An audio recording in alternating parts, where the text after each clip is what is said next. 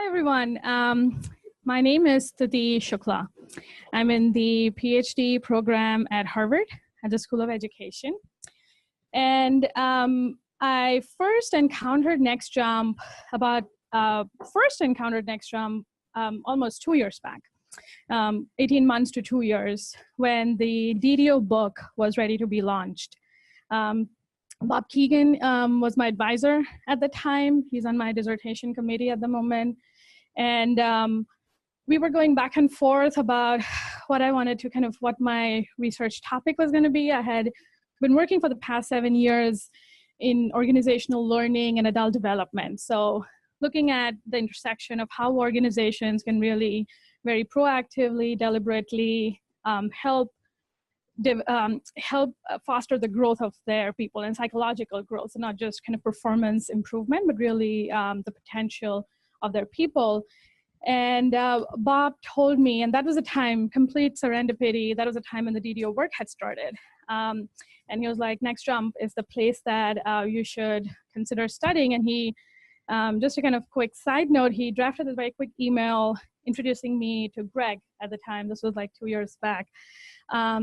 And it took me almost 18 months to finally start the study. And so I always think when Charlie says that there's a gated process and that the organization NextJump is very intentional about who it lets in, I always feel like I'm an example of that. So I feel very fortunate to be standing here. I have been studying the feedback culture at NextJump for the last 8 months. So it's been a longitudinal, qualitative, ethnographic study of the feedback culture. And what I want to do for the hour, there's two parts to our time together. I want to take you, share one of my big insights from doing this work. I've had a lot of, I've learned a lot over the last 8 months from being deep diving into this organization, a lot of aspects of the complexity and the nuances of how feedback works. But I've recently had a a newer perspective on really the question of why invest in feedback. So why should organizations really take feedback seriously in the 21st century workplace? And so I'm going to share a little bit with you on that. And for the second half, is actually quite well teed up for the conversation that was at least happening here, which is on the feedback sandwich, and it's also known by less gracious names. But we're going to talk a little bit. I'm going to talk a little bit about, share a little bit of research, different perspectives on why that doesn't work as well, tell you a little bit about how NextJump navigates it, which I think at least some of the conversation had already started in Boston, and then have you do a little reflective exercise with your own TP. So that's the plan for our time. So the motivation for my study, when I started working, was what I've come to see as this paradox of feedback, which is the idea that on one hand, there's no doubt, both in academic research, but also when you talk to organizations and practitioners, that feedback is crucial. It's crucial for things like correcting errors, so there's a whole literature on it, for helping people and organizations learn from failures, for advancing task performance, for fostering employee voice, lowering organizational silence. At the same time, over the last 2 years that I've been deep diving into feedback, I've had conversations with a Montessori school teacher, or a conversation with people in organizations like Deloitte and others who've been trying to revise their performance management. And irrespective of who I'm talking to, I always get, when I tell them, they ask me what you're studying, I say I'm studying feedback. And it's as if there's an immediate connection. And I've had these real conversations where people always talk about how it's giving and getting feedback just continues to be really hard. And so the paradox that I see is that while the wisdom of feedback being crucial for learning is not debated in any form, organizations that do it well are rare. And so that's the tension that I've been trying to study and explore. One of the challenges of that is that feedback just often feels very high stakes, because it is coupled in most cases with performance evaluation and compensation decisions. What is interesting as I've gone into explored the research on feedback and what we know, and a lot of this was in the research brief that you may have read, was that kind of just to give you the punchline, the ways that feedback has been studied in organizational literature actually mirrors the challenges of feedback in the workplace. So I'll say a little bit more, but what has been most studied in feedback in research are two things. One is, what are the psychological characteristics of the feedback receiver that can predict better acceptance of feedback? So things like, if I'm a feedback receiver, I'm coming with a learning mindset or a growth mindset, then it's much more likely that when I get critical feedback, I'm going to see it as a piece of data. I'm going to mark myself down less. I'm not going to really feel paralyzed by it, but going to take it constructively and use it. We also have a ton of studies around the features of a giver-receiver relationship, which predicts how well feedback is taken. So things like trust, usefulness of the feedback message, how frequently should feedback be given, and perception of the feedback giver's expertise. So what as you see this, what you might see, and something that was very frustrating for me, was the idea that very few studies are really anchored in the context. What I mean by that is that we have very few empirical studies that are taking place in the context of organization, within the live dynamics, and trying to see what works or doesn't work when you see feedback interactions kind of up close. This is not, excuse me. This wouldn't be surprising though, because feedback, when it's happened in the context of performance evaluation and compensation, it's necessarily been private. So it has happened behind closed doors. It's going to be very difficult for a researcher to kind of walk in and kind of sit in for that conversation. I come from the School of Education. One of the common ways that this work happens is coaching, teacher coaching. And even in those contexts, which you might imagine is a little less high stakes, it's still very difficult to get access for someone who's a researcher to sit in to study those feedback interactions. So I say that in the sense that one of the reasons I'm very excited about this study, I think the transparency and the openness that NextJump has showed in kind of making its feedback interaction, many aspects of its culture, but really the feedback interaction just marks like a huge potential for impacting research, because for the first time now, me as a researcher can really come in and can see feedback interactions that are embedded in the daily lives and capture that. This is to give you, I'm not going to kind of run through it, but give you a little bit of sense of how I've been kind of immersed in the organization. When I was putting the slide together, this number kind of took me by surprise. I spent several hundred hours here. And more than anything else, I think the slide to me really signifies the generosity of NextJump and just the openness, the comfort with letting an outsider in, being able to kind of show the messiness, being able to show things that are not perfect, things that, not all presentations work out, not all feedback interactions go perfectly, there's a variation, and letting me kind of observe all of that. And what's that done is has really given me a much more of a 360-degree view of the culture and see some of the kind of behind the scenes complexities of how this plays out. So this is the universe of organizations that I was really wanting to not study when I started, which is, organizations where feedback happens most sporadically, once, twice a year, and where performance, and mostly happening in the context of performance evaluation and compensation. What I was hoping to study instead, and what I saw was the big, what NextJump represented was frequent feedback. So, even before starting the study, I knew from the book and conversations that feedback is baked into the culture. And then it's used not just for evaluation, but really drive personal learning and growth for every employee. Again, I'll emphasize the every employee because it's not about pockets of high performers. It's not about certain teams, but it is for everyone. And so this is the assumptions that I kind of came in, which is like, okay, this is kind of the epitome of what it would mean to really use feedback and realize feedback's potential. What I'm coming to with the time that I've spent here is that next jump is actually, and what I'm kind of thinking as a third wave, this red circle, is that I believe next jump, the way feedback is designed, and the rituals, the practices at next jump are actually helping next jumpers develop some very crucial 21st century skills, which are not, on the face of it, directly related to feedback. So things like the growth mindset, team learning, decision-making, creativity and innovation, independent thinking, coaching, many of these skills, and if you read the Person Report or many of the reports, talk about that organizations are struggling with. And so I'm going to kind of get to this from a few different angles.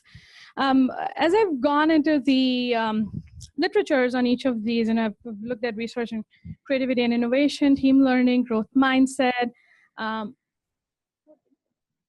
intuition, it's not accidental, is what I've come to see, is to the fact that feedback just runs consistently across each of these fields. And I'm not even talking about leadership here or coaching. So the idea, for example, that in team learning, and we've known for a while, that feedback seeking is a critical team learning behavior. It's a learning behavior. The research around feedback and creativity is very recent. It's happened in the last couple of years, where there's empirical research just very explicitly talking about the critical, how feedback and the kind of feedback that can advance creative performance.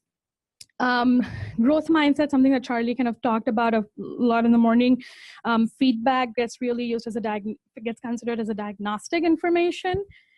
And intuition, this last part was comes from the work of Daniel Kahneman, where he has talked about the idea of, he calls it the educating gossip. But if you get better, like good quality, sophisticated ways of learning to critique others, give feedback, when you improve your quality of doing that, it can also help you build awareness of your own blind spots. And so I leave this for you just as a sense that feedback does run, as you, the skills that are associated with giving feedback well and getting feedback, the way they are developed at Next Jump, I feel is laying a foundation for a lot of these other skills and capacities. So, and I think of it also in the context of interpersonal risks. I think some of this started coming out in the conversations and some of the reflection that was happening here, but the idea that giving honest, candid feedback, sharing an independent thought does feel interpersonally risky. Similarly, receiving it, seeking feedback proactively. One of the common challenges associated with that is that it's perceived as, you can be perceived as incompetent. It's easier for newer people in the organization to often seek feedback because it's okay if you're asking the dumb questions, but as you grow in seniority, as you grow in tenure, it becomes more and more difficult to seek out feedback. I think this idea of overcoming anxieties rather than just giving feedback without any anxiety or fear is important. There's some very interesting research that talks about how our mental models for what it means to give feedback to someone in authority and what does it mean to get feedback from someone in authority develop at a very young age. We really depend on the authority figures to survive. So whether it's parents and then teachers. And so this research speaks to how we even bring those mental models, those assumptions to our workplace, and they affect how we think about giving feedback and getting feedback. So I think what I've observed at Next Jump is that there's an acknowledgement for the fact, and there's a space for that anxiety to be played out. There isn't an assumption that everyone's going to kind of just magically overcome it. And this is the kind of the last, in some sense, beat that I'll leave you with as you think about feedback as a lever for other critical skills. And this is, Wouter Regina is a partner at McKinsey. She was responding to a question on what is agility. And she makes the, as you read it, you'll see she makes the contrast with something that's fragile. So when you think of the opposite of what's fragile, it often think of words like resilient, strong, robust. these were the terms that I was thinking, that I've been kind of thinking of metaphors as I've been observing feedback interactions. I've observed, I've had access to the app. I've seen a lot of the feedback on the app. I've seen number of in-person interactions of feedback. And I've often thought of resilience. I've thought that, okay, next jumpers have developed this kind of resilience that even when you get critical feedback. But recently, I've been thinking more in terms of agility. Because what this says is that it's not resilience in the sense that you can throw anything at me and I'm going to stay the same. But you can put it under stress and it's going to come out stronger. So just another kind of beat to think about. So this is the second part of the presentation. And I wanted to start with this, just kind of explore this question a little bit more detail of, does the feedback sandwich really not work? And I use really because I think it's becoming increasingly uncommon to kind of really say, even if this is what's going on in your mind, that it doesn't really not work, because there's so much research out there and it's becoming less acceptable to say it. So I want to explore that question, does it really not work? And I don't need to talk about what it is. I was looking for cartoons on feedback sandwich. You'd be surprised the number of cartoons there are. I like this one. There's a lot more filling, a lot more other filling. I want to start with, so the answer if you see research on it, and if you talk to practitioners, you listen to them, the answer is yes, it's not going to be effective. I don't intend changing your mind, being able to change your mind through this, but I do want to kind of leave some thoughts on why that might make the interaction less effective. The first is that it rests on what I've come to see as kind of two misguided assumptions. The first is often this assumption, and these are, I will say these are implicit assumptions, so it's not likely that you're kind of going in really putting this on the paper, that this is the reason why I rely on a feedback sandwich model. But it's the assumption that it's going to be easier to hear and accept the negative feedback for the person who's receiving it, if it is also sandwiched with praise in some way. And I will, later on there will be an opportunity to reflect on your own experience with it. But I will say some of the research out there done with managers, with employees, and survey-based, talks about the idea of people generally wanting more directness than we give them credit for. It is possible, as you're listening to this, that you're thinking, yeah, they're going to say that in a self-reported survey, but when it actually comes to a conversation, this is often not the case, that it's much more difficult to do it.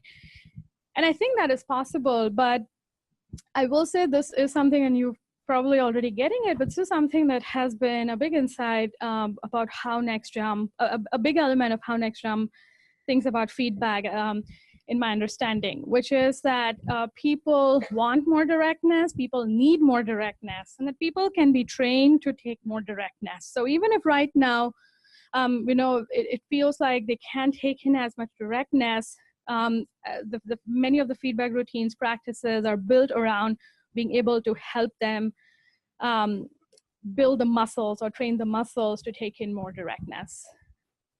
The second is the idea that it's a more balanced feedback. It feels fairer. It feels like if I, give you the positive with what the real kind of agenda for the meeting is, it's going to make it more fairer, more balanced in some way. This was really interesting, and what it says is that when you save the positive feedback to really offset the negative feedback, the value of the positive feedback goes down, both in terms of how the person receiving it interprets it, but also in terms of how it's more delayed. And there's plenty of research talks about how feedback is most effective when it's given right after, or it's close to the action that's happening. So the delayed value of the positive feedback actually reduces its effectiveness.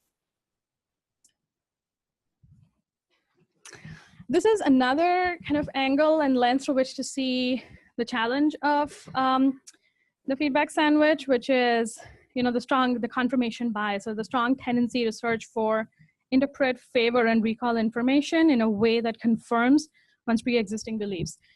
And we're all vulnerable to it, so it's not that that the feedback sandwich is causing confirmation bias, but it leaves the feedback receiver more vulnerable to confirmation bias because the message is obscure. There's, there are all the positives, but then there's also the, the criticism. And so it's often those getting the feedback are left unclear, but what are you really telling them? So it's much easier then to read and interpret what I want into the message that I'm getting. So it's more about leaving the receiver vulnerable.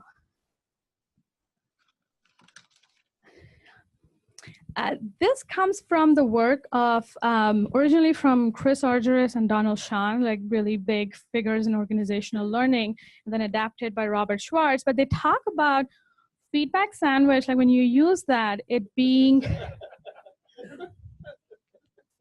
a unilaterally controlling strategy. So what that means is that it's a desire to influence others without telling them what you're doing. Yeah, so imagine you were to make your strategy transparent. This is what a conversation would sound like. And my assumption is we would not have this conversation, but that's precisely the point. What if you were entering a conversation, making it transparent, how you're going to give feedback?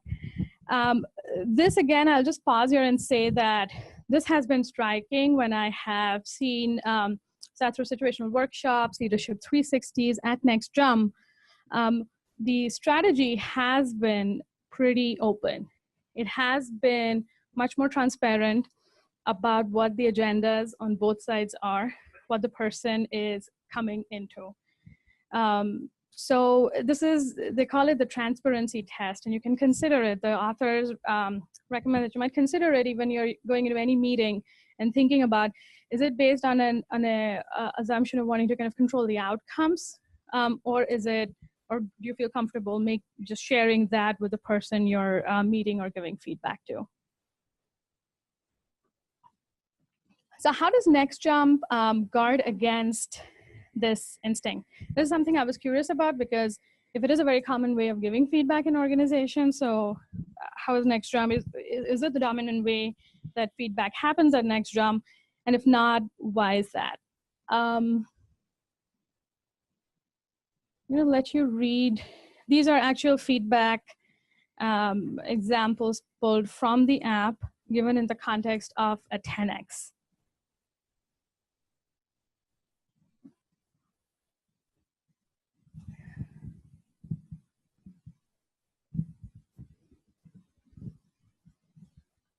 So one of the things that strikes me, just to throw in there, is that the first one, which had a rating of 2, and I've seen this pattern repeated across many of the anonymous feedback in the app, is that even when there is a praise, there is something that's positive, it gets really specific. It's really specific, it's really targeted, something to do with that, whatever you're giving the feedback on. I also have seen generally that it's much shorter. It's going to be shorter.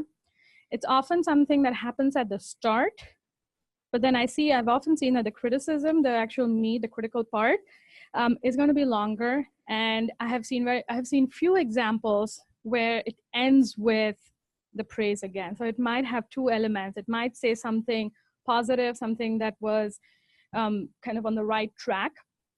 But then it uses, and what you see in the second one where it got a rating of 1 is the blue, which indicates, I was thinking of like questions. So really kind of poses questions versus statements. So thinking about why from what I've seen over the last 7 months, the sandwich model is not the dominant way that feedback happens here. And so why that is the case, I'd say the first is kind of at its foundation is the no lying, hiding, faking culture and the emphasis on it. Because what that authenticity or expectation for authenticity really does, I feel, is that it shakes the foundation on which the feedback sandwich is based, if you think of it as a unilaterally controlling strategy.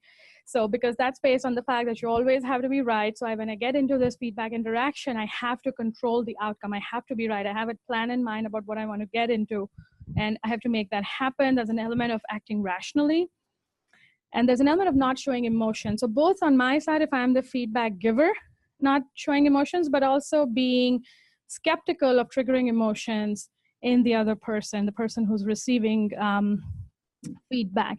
And so I feel that this is kind of at the foundation of what prevents the sandwich model from being the dominant way of feedback at NextJump. But more specifically, these are some of the other mechanisms I feel that are in place. So the first is leverage intuition. So if you've not already heard it, you're going to hear it, I'm sure, in the next 2 days, is the idea that there's a lot of emphasis on leveraging your intuition, on going with your gut instinct, your intuition when you're giving feedback. So for the app, for example, when you did the 10X, you had 2 minutes to give the feedback. And some of what it does is, and I've, at least at NextJump, as I've seen it, that it buffers against the tendency to do the praise, criticism, praise, or to water down the criticism. The second is this element of exposing feedback.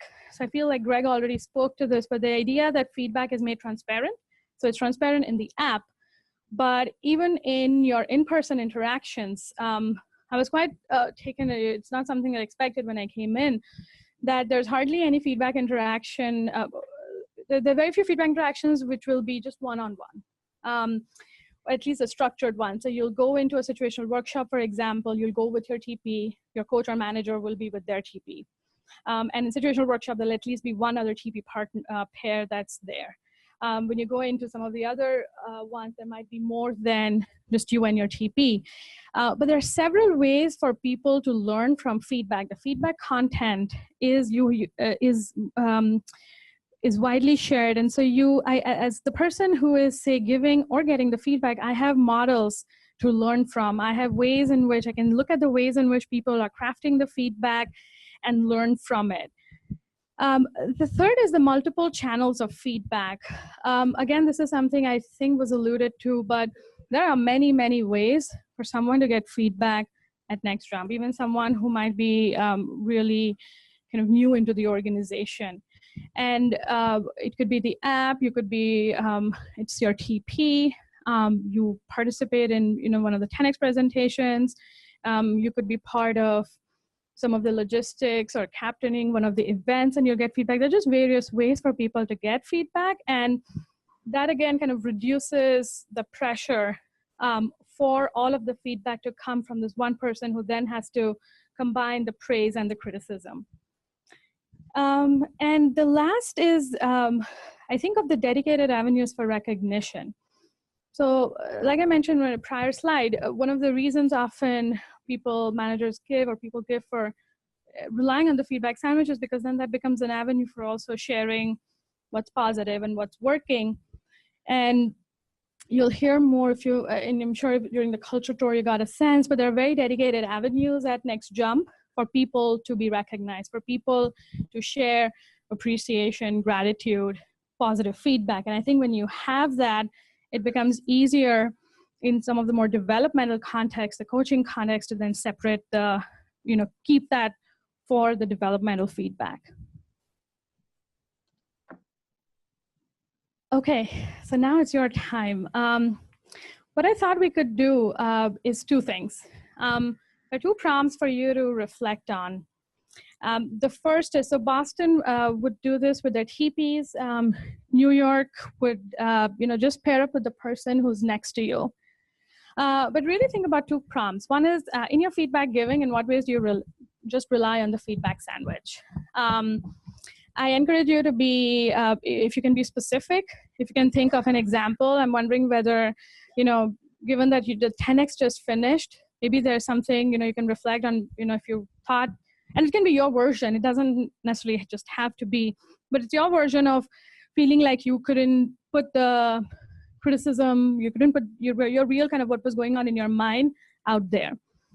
So that's the first. And the second is, if you were to imagine doing the opposite of a feedback sandwich. So if you were to either start with criticism or you were to not end with a positive, what does that mental kind of narrative for you sound like, look like? What's the talk going on in your head?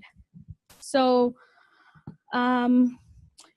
what would be good if you took 3 minutes to kind of just, jot down some thoughts on your own in silence. And when the time is up, I'll tell you, and then you can just pair up and share what those reflections are. And then we'll just have a broader discussion in the larger